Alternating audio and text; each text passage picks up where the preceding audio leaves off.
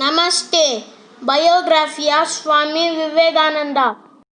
His keen intelligence was evident at college. His professors were astonished at his brilliance. One of them, William Hastie, was much impressed by this young student. He had a very high opinion of him. I have not come across another genius like you. You are bound to make a mark in life. During his college days, Naren deeply studied Western logic, Indian and European history, and Eastern and Western philosophy. He thirsted for truth. However, these studies did not solve the doubts that crept into his mind regarding the existence of God. Is there a God? Can he be seen? Is there anyone who has seen him? Naren was eager to meet someone who had seen God face to face. He went from place to place in search of such a person. Sir, you regularly worship Lord Shiva. Have you ever seen him? Sir, have you seen the God Narayana, whom you say you worship day and night? Sir, you have seen Jesus Christ face to face? Everyone avoided a direct answer. They only spoke about God and His greatness. Naren was not satisfied with their answers. His heart was a thirst for one who had actually seen God. One day he broached the subject with his relative Ramchandra Datta. Visit Sri Ramakrishna, he will solve your problem. All right, I shall see this person too. One day Naren went to Dakshineshwarar Kali temple, where Sri Ramakrishna was staying. Oh, come my child, come. How eagerly have I been waiting for you all these days. Sri Ramakrishna shed profuse tears of joy on meeting Naren. He fed him with sweets and fruits with his own hand. But Naren wanted his doubts to be cleared. Have you seen God, sir? Can I too see him? At once, Sri Ramakrishna replied with a smiling face. Of course, I have seen him. I see him more clearly than I see you. You too can see him if you want. If one tries sincerely for God, he will reveal himself. Naren was stunned and delighted at this reply. He began to frequent Sri Ramakrishna.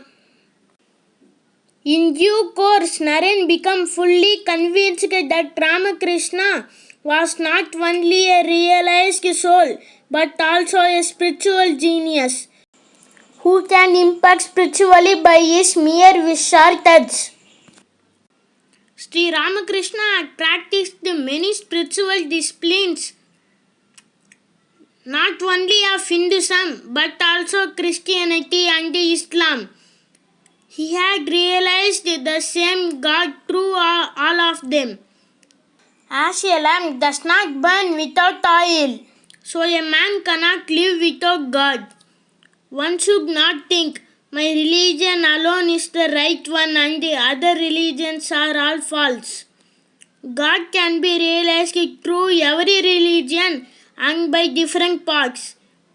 What is really needed in sincere yearning of God?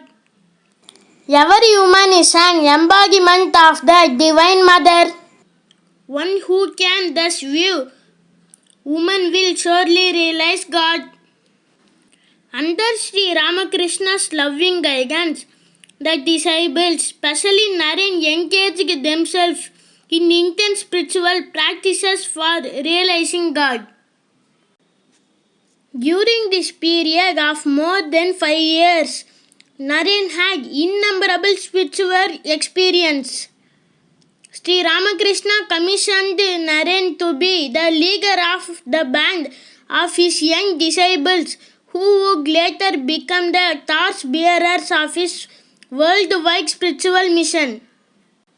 When finally the great master fell seriously ill With cancer, he called Naren to his bedside and by his gaze transferred all his spiritual powers to Naren. Oh dear Naren, today I have transferred all my powers to you. You will accomplish great things for the welfare of this world with this power. 2 days before Sri Ramakrishna's passing away, a thought flashed in Naren's mind. If he declares now, unasked, that he is an incarnation of God, I will surely accept him. Oh Naren, are you still not convinced? He who was born as Sri Rama and again as Sri Krishna is now born as Ramakrishna.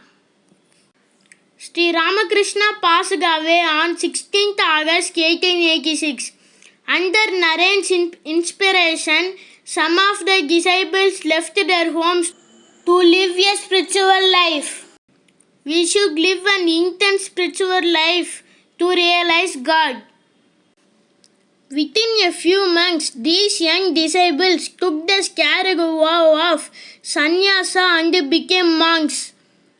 They established a monastery in a dilapidated house at Barangor in Calcutta. Under the guidance of Naren, the young monks practiced the serve austerities for realizing God. No other concern could stand in their way of one-pointed spiritual efforts. Worship, spiritual studies, discussions and devotional music filled their days. Soon Naren was seized by a passion for leading the lonely life of a wagoning monk, depending totally on Sri Ramakrishna.